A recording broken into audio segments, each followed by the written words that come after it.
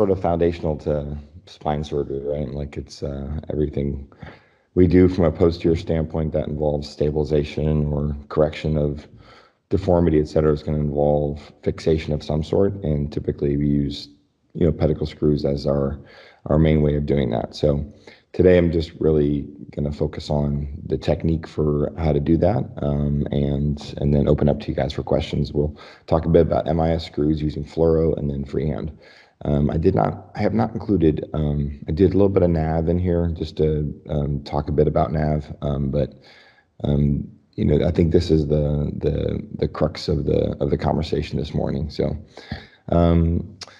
I think preparation is key. Like, navigation is technology, but there's also a form of navigation as intelligence. And I would when people ask you if I use a robot, I usually point at you guys in the clinic room, or we'll use our hands like this, and I do actually sincerely mean that, because if you've taken the time to study the anatomy, then you'll have a much better sense of what to expect when you get inside the patient, or even when you're doing MIS screws. If you understand the anatomy that particular patient has, then you can translate that into the operating room when you're using nav or when you're using fluoro.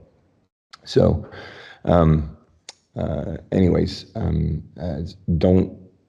don't ever diminish, like, oh, I'm doing freehand, I don't need to look at the CT. No, it's the opposite. Like, if you're doing freehand, like, the CT is absolutely critical, because it's how you provide your brain the knowledge it needs to be able to translate it once you're inside the patient. So there's all kinds of little nuances you'll pick up over time. So when we talk about in the thoracic spine, the landmarks that we typically use for doing screws, we're going to look at the superior articulating process as one of them, because that'll be our medial lateral orientation that we're going to use. And then, and do you guys see my pointer, or do you not see a pointer? You do? Okay, cool. So if you think about your SAP, the distance that you have right here will almost always tell you about what's happening beneath it as you're going down towards the vertebral body. You can also tell here if you're medial to the middle of the facet, that you're likely going to have a starting point that's going to be super medial, and your breach rate goes upwards towards 100%. So when you think about the SAP, you're always in the thoracic spine for sure. You're thinking, I want to be just lateral to the midline of that SAP, because that's going to keep me in the right spot. In the transverse plane, you're looking at the contralateral transverse process, or I'd like to rather think of it as the contralateral starting point. So if you think of where the starting point should be on the other side, and envision the pedicle screw going in there, you're going to try to create something that is a mirror image of that other side. So use the anatomy on the contralateral side, even for your ipsilateral screw. In the lumbar spine, things are just a little bit different. Like, the most common area that we end up putting screws is right that junction between the transverse process and the SAP. That's almost always going to put you in the right spot. If you look at the transverse process, it's usually always right in the middle of the TP, and that almost always will get you towards the pedicle. This is where you want to study the anatomy, and unfortunately here at Scripps we don't have that MPR function where you're able to manipulate the images per level. That is really, really helpful if you're able to do that in the other PAC systems, or if you have that later on when you're in practice. If you're using 7D, they can actually do that. They can deconstruct it and use the DICOMs to reconstruct it, and they give you a really, really clean view of each level. And then the same thing is that you're going to use the contralateral transverse process. Now, most of you guys are going to come on with me, and then if you're working with some other docs that end up using that newer pedicle screw system that we've been using, the starting points have to change in that one, because the screws have to all be oriented in the same place, because they're on a fixed angle. So they're not angled at all. They're just straight, right? And so if you're using a posted system like that, you actually have to change your starting points, because you want all the screws to be in the same plane all the way up and down the spine. So you have to use the lowest common denominator, so to speak. So your thoracic screws are going to be more medial relative to your lumbar screws, and they're going to be basically pretty straight in as well. And so when you're in the lumbar spine, your starting points are going to have to be more medial. So you may be taking down the facets and being a bit more, instead of in that junction between the TP and the facet, you're going to be like actually in the facet joint. And that's going to be predominantly only for deformity surgery, because in the degenerative world, we prefer not to do that, right? So just a little bit on starting point. So anatomic considerations too, just realizing that you have these different planes that you're trying to manipulate in, right? You're trying to manipulate your transverse plane, you're trying to manipulate your sagittal plane, and then coronally, obviously, as well. Not quite as important as the other two. But then realize that you're working through a tube, right? So if you think about the pedicle as a tube, you do have a lot of flexibility, whether you want to go straight in or if you want to go in the more lateral to medial trajectory.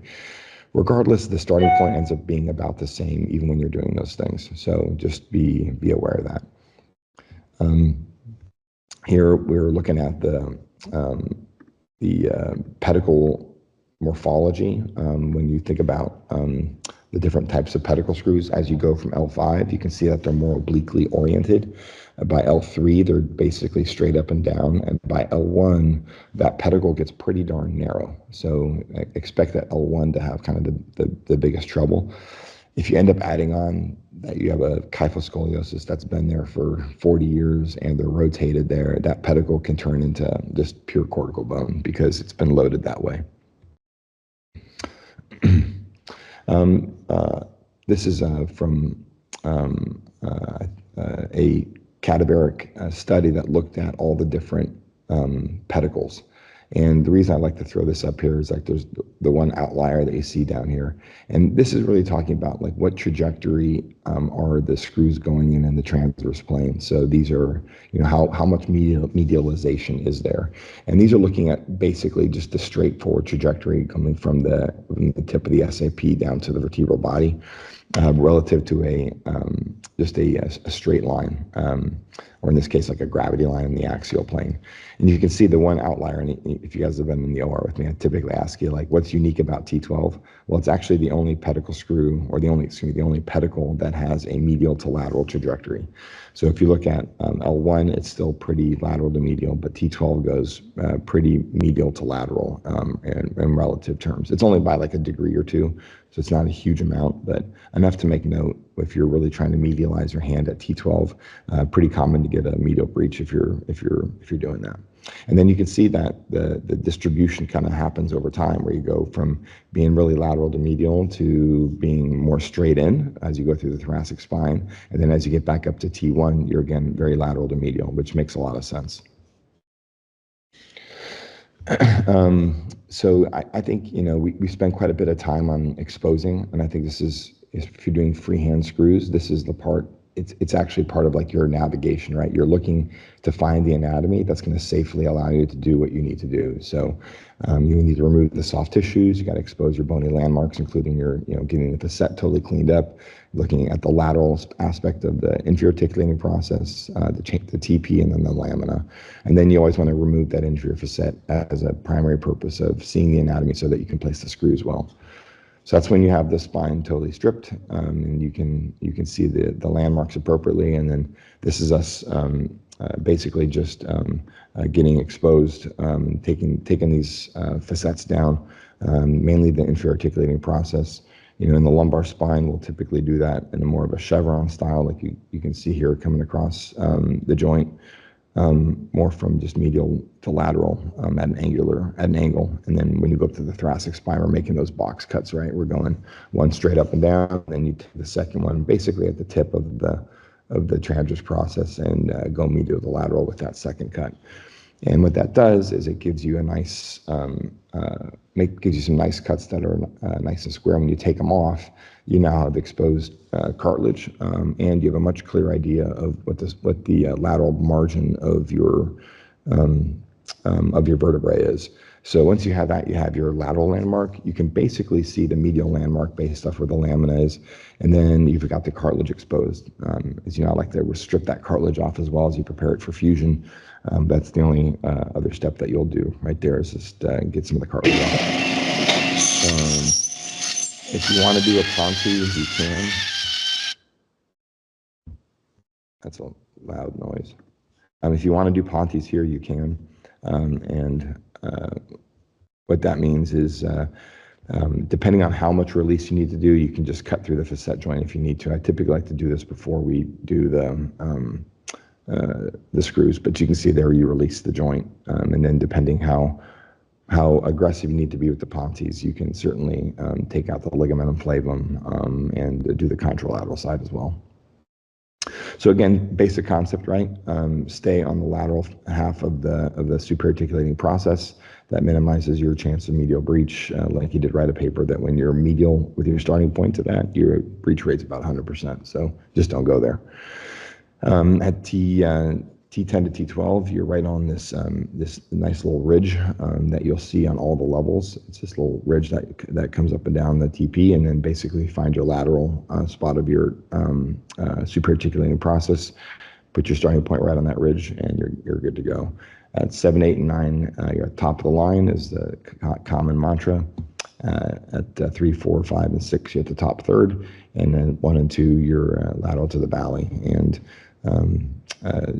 again, these are kind of also based on that anatomic study where you saw the different trajectories. So, and the lumbar spine, again, is pretty simple. You're getting your starting point at the midpoint of the TP and usually at the junction of the facet joint. And then here's just kind of showing that. There's your pars, there's your TP, and your starting point's going to be just right in between those two, right there. And then you always want to aim towards the contralateral starting point. What that does is that allows the screws to be parallel to one another. And if you're working on your own, a lot of times I'll get one side going and then I'll leave the gear shift in there and then flip to the other side and put that one in so that you have your gear shift as an orientation to where your screws are. And that the only point of doing that is that when you're done, the screws kind of look pretty parallel to one another, and that's a really nice thing to have. I think it's more a visual thing than anything else. It's not necessarily right or wrong. Like I say, like you can be in the pedicle and be in a trajectory that's not the same as, say the contralateral side, and they're still both okay. It's just it doesn't look as good. So, and then again, medial lateral, visualizing that medial border is critical as you go to triangulate. So you don't want to be in this orientation here because your starting point's too medial. You want to be, as you see here with the green. The other thing is just recognize that usually the pedicle ends at about 20 to 25 millimeters deep. So if you're using a gear shift, just know the length of your tip, where your tip is relative to where you're working on the surface of the bone. Once you have a good bony channel at 25 millimeters, you're going to be in good shape of having that screw within the vertebral body. This is how the pedicle screws are traditionally taught, where you start with a more lateral, where you take your gear shift, which is slightly curved, and you keep it in a more lateral orientation until you get to that 25 millimeter mark or 20 millimeter mark, somewhere in there. And then you take it out, feel it, make sure it's okay, and then flip it. If you study your MRIs before surgery, and you see that the patients have a really offset spinal cord, so if the spinal cord's right next to the pedicle, then I think this is a really critical way to put these screws in, because you really want to avoid a medial breach in those scenarios, as they're the ones where you can have signals drop out if you get a medial breach because you poke the cord or something like that. So those ones we don't want to get in trouble. Again, soft hands as you use this is really important, and then getting your trajectories right. There are some that actually talk about doing starting points way up the transverse process to get it in. That's fine. I think it should just be consistent from level to level to make it easier to get in there. So always feel all four walls. I do recognize this pitfall, which is that sometimes the probe of the ball tip probe can be wider than the tip of the lanky probe. And what that means is you might falsely feel like you're okay if you're not, because the ball basically bottoms out before you actually get to the bottom of the track that you made. So just be aware of, because you're using different companies that all have sort of different ball tip probes. You'll find in your life you will find a ball tip probe that is yours. Like, it's just the one that you like, and there's a reason for it. And this is probably one of the reasons. So all the ones that you'll use in my OR are smaller than the tip of the lanky probe. So just be aware of that little pitfall. Type C and type D pedicles, when there's basically just a very thin cortical shell, thin cancellous shell, or if there's just pure cortical bone, a lot of times you're using an in-out-in technique, and that's totally fine. You just kind of ride the lateral border of the pedicle and then make your way back into the vertebral body at about that 20 millimeter mark or so. And you just want to medialize after you get it in there. You can use things like K-wires or throw the screw over a wire. A lot of screws are now both MIS and open type screws, so you're able to use it in several different ways. But when you're done, you should have something that looks pretty harmonious as you go up and down the spine. Check your x-rays before you're done. Make sure that you don't have any breaches. If you do see an abnormal cadence of your screws, you need to check that. So if all your screws are, especially on the AP, they all look like they're going in a nice trajectory, and then all of a sudden you have one that's like 10 degrees more medial or lateral, you need to check that one. That one's, something's wrong with that screw. If all the screws were nice and harmonious and all of a sudden they're not. And that also equals when you're looking at the left side versus the right side. If the harmony changes as you're working up the spine, you need to check the ones where the harmony is not there. A lot of times you just have a lateral breach or hopefully not medial breach, but sometimes you have those. Yeah, there you go. So here's just a quick little a navigation case. There's a lady that had a chin and chest deformity and had a C1, I think a C1 fracture or an old C1 fracture in addition to it with myelopathy. So bottom line, I want to kind of show you just a little bit more on nav. C7 I think is a great place to, like I love nav at that level. It's easy, usually pretty easy to see. It's easy to get the, if you're using flash nav like we're using, it's usually pretty easy to get visibility of the anatomy. So we get confirmed that we got the good anatomy and a good read on the flash, and then get your points picked out and get your points, and then you can see here's our starting point, drill your starting point, and then basically take your probe and place it down the anatomic corridor. Now, I really like when you guys use nav to not necessarily just look at the screen. I always like to think of it as like looking at the patient and using like navigation assisted, right? It's like, so especially if the anatomy is really squirrely and your pre-op study of the anatomy tells you like this is just really hard, like use the tools that you have, and like navigation is a phenomenal tool in those scenarios. So if you're wanting to use it, don't ever think like you're failing or whatever. No, like use the tools that are there for you, and it'll make life safer. But you should do the same studying beforehand, because the navigation again has a collective IQ of 0. It's just the data that we put into it and how we interpret it. So you're still the one with the IQ in the room that has to interpret the data that you're taking the input from. So in other words, if your hands are feeling something off, something's off, even if nav says you're in bone, right? If you don't feel like you're in bone, then you're probably not in bone, right? I don't care. It doesn't matter what nav says. So just recognize that there's the limitations that navigation has, which is the input that it's been fed. And if you give it wrong information or the interpretation of it's wrong, then it's still wrong. So then getting it to the right depth, and then obviously being able to place the screw safely. It's critical. Make sure you take all the same steps in getting the feeling right. But I like to use these at C7. I think it's a really, really good technology for that. If you're doing MIS, we're going to talk mainly about fluoro, which may be kind of going bye-bye. I hope, at least. I think we should be doing less and less fluoro if we can. Right now it's extremely reliable, and if you end up doing any international work, I think having this trick is really, really important. Plus, if nav doesn't work, I hate hearing when people can't cancel cases because they don't have the O-arm or something else. It's great technology, but you should be able to get through the case regardless, in my opinion. So having a good understanding of how to use fluoro, I think, is still going to be a pretty critical thing for the next 10 years. After that, I probably bet we won't see too many more fluoro machines in our ORs to put screws in. But here's more of a cadaveric specimen, just because it just shows the anatomy so beautifully. So we're going to talk about that on here.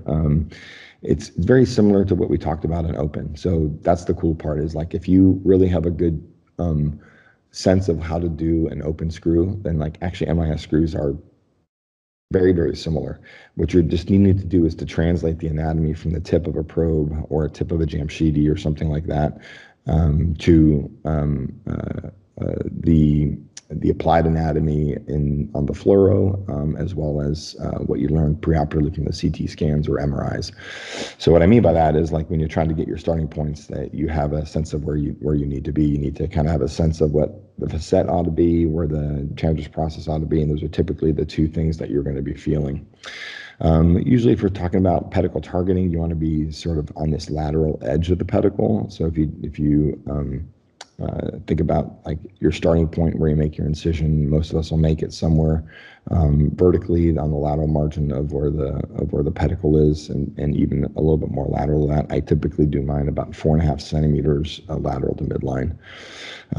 Again, recognizing what we know from our anatomy is that once you're in about 25 millimeters, you're going to be pretty darn safe. And then the different tools that you'll use have different lengths on them. So depending on which Jamshidi you use, you may get a pretty good sense of how deep you are.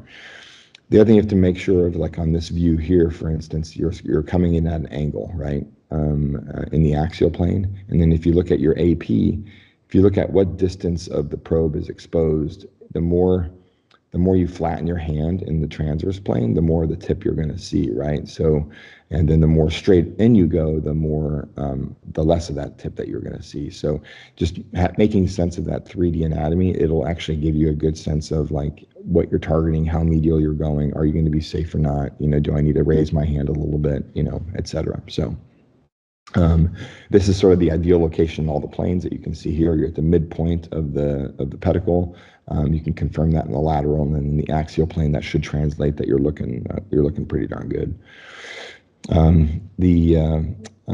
We like to be, if you look at this lateral here, where the tip is just crossing over into the vertebral body, and then on the AP, you're sort of mid pedicle. That's like the absolute ideal. Like that's kind of where you want to be, because then you're 100% safe. And if you look here on this axial view, the tip is right at the middle of the pedicle, just like you see it on the AP. And so like that all makes really good sense. And so like, again, if you can triangulate where you're going and understand that anatomy, that's super helpful. And then here you see it kind of going in. So S1 can be a little tricky. I usually like to get my starting point, but I do like to go to a lateral pretty quick. And the main thing is you want to aim sort of toward that sacral promontory up front. And the anatomy in the sacrum is a little bit squirrely in that it's sometimes more difficult to see the pedicle on the AP view. A lot of degeneration. The facets are oftentimes really overgrown if they've had a previous lamb there and stuff like that. Also, the anatomy on the AP can get a little funky. Also recognize that the distance between the pedicle and the back of the sacrum is actually shorter than it is in the rest of the canal. So you don't have to be too deep before you're already in that safe zone where you're just in the vertebral body. And then, just toward the sacral promontory. So here's just a case to highlight that. We had already done the laterals on this, and then did an ALIF, and then came screw time. So here, again, just getting trying to get our anatomy just right on the AP, and then targeting, and the same, on the open, how I said just like aim towards the starting point on the other side. Well, that holds true for the MIS as well. So if you have one of your, let's say you're with your attending, and the attending, got to the starting point before you, like once you get your starting point, you can aim at your attending. It's the same exact concept, that you want to have your pair of hands parallel the whole time. That symmetry will really help you as you get going. And then, again, you never want to advance past the medial border of the pedicle if you're unsure, especially if you're not in very deep. So you always want to check it on the lateral. But then you can work your way up here. Here's working our way to L4, L3, L2, and L1, and basically using AP fluoro only to target that. And then, of course, if there was anything in question, you can always check a lateral. And then T12 as well in this guy. The thoracic ones get a little trickier. It's just sort of a little bit of a separate talk, because how the transverse process interacts with the IAP. makes getting the starting point a little bit more difficult. You usually have to have your hand almost in a medial to lateral trajectory to get the jamshidi in the right spot, and then medialize your hand after that. So and then I usually put the screws in the lateral, and the main reason I do that is so I can actually see the length of the screws, just to make sure that they have appropriate length, and that they're seated appropriately. You can also see that the heads, the tulip heads of the screws have a very healthy cadence relative to one another, and then you get your screws all in the right spot. You can see even here we went bicortical with S1, which is a pretty common thing I like to do in this scenario. And then check your AP, make sure that the cadence works well for you. And then obviously in combination with what the lateral looks like, you put the data together and you know you're safe or you're not. In this case, we used a intraoperative rod bend. So we acquired the coordinates and then placed the rods. And that's how fast we typically work. We should put it in black and white so it looks like a Charlie Chaplin film. And then secure the rods with our set screws, reduce it, make sure you're good on your T-square, and then make sure you met your sagittal plane goals, and then you should be done. So, all right, and that's him at 2 years. So, questions?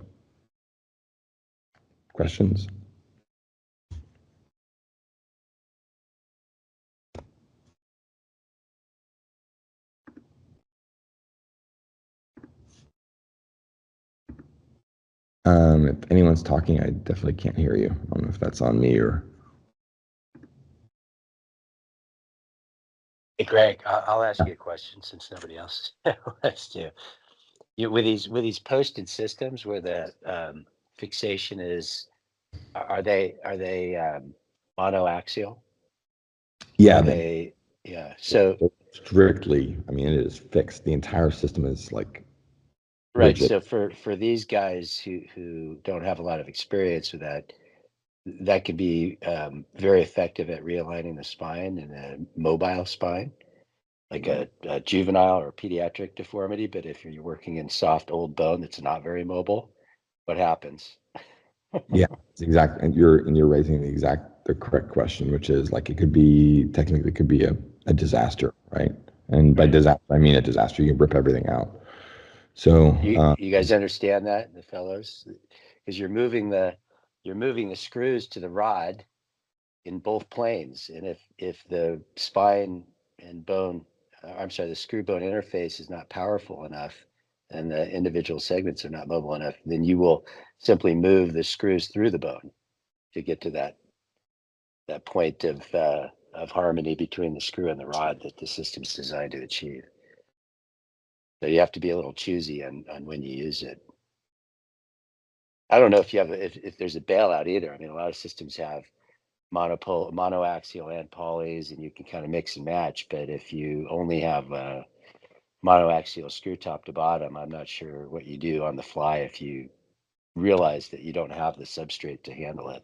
yeah, so like if it's a critical screw, you're gonna be that's not gonna be good, right? You're gonna have to put the screw in a different trajectory. That they do have some offset connectors that make up for some medial lateral. But if you're off in the axial plane, it's a real problem, right? So if you're too lateral to medial and all the other ones are like pretty straight in, for instance, then there's gonna be it's almost impossible to make up for that distance. So it's either skip the screw, use that screw as a separate, you could use as a separate rod on that side, or replace the screw and put in a different trajectory, which I don't think is ideal. Especially if you have old crappy bone, now you have a 6'5" path in it already. You need to, change the path and put a 7'5" screw in or cement it, or you can just see how this how it very quickly turns bad. So. Kind of funny. I had a monoaxial. You guys know that. Can you guys hear Stephen? I can't hear. No, we can't. No, pretty broken up. You're real quiet. Can you hear me? That's Can you hear better. me? That's better. I had a case I was doing linking, and he was essentially putting in some of the just the monoaxial screws, and he's like, you guys don't know how good you have it now with these polyaxials and how your life has changed and all this stuff. And it's kind of just funny because we're going full circle back to kind of the older, at least having the option. So it's just kind of interesting how the technology changes. That's how the Steffi plate was. We had to put it all the same line, and now you're back again. Yeah, there's definitely a lot of nuance to it. I do think like if you're using nav though, or if you're using a robot, that system I think has a lot of potential in taking away some of the human variability that's there, because you can literally, especially if you're using a robot, you can plan those screws literally so that they have the same axial plane all the way up and down the spine. And so that takes some of the guesswork away from the surgeon having to be responsible for making that perfect. The main thing, you guys have heard me say this now, is like if you're using a system like that, your main responsibility is to be a releaser of the spine. Like you got to release that thing, and sometimes that means you got to do a PSO, and sometimes that means you just got to do aggressive Pontes, and sometimes it's just posterior column osteotomies. But your job is to make sure that those bones can move relative to one another. Or that you're getting the correction where you need to get, which sometimes means more aggressive resections if that's what it takes. So it's definitely a different way of thinking about the problem at hand. That's what Steffi used to say also. When you want to stabilize the spine, first destabilize. Yeah, Destabilize, cool. And then you stabilize it. I'll have to find some of his quotes. That'd be really cool to bring those back. Yeah. Nothing's new, right? Nothing. I love it. Anybody knows what Jamshidi means? Jamshid. The name? It's Jamshid was the first Iranian emperor, and so Jamshidi is a person who comes, that relates to Jamshidi. So that was a Dr. Jamshidi who did this. I always thought it was a curse word that Bob used, but that makes a lot more sense. Damn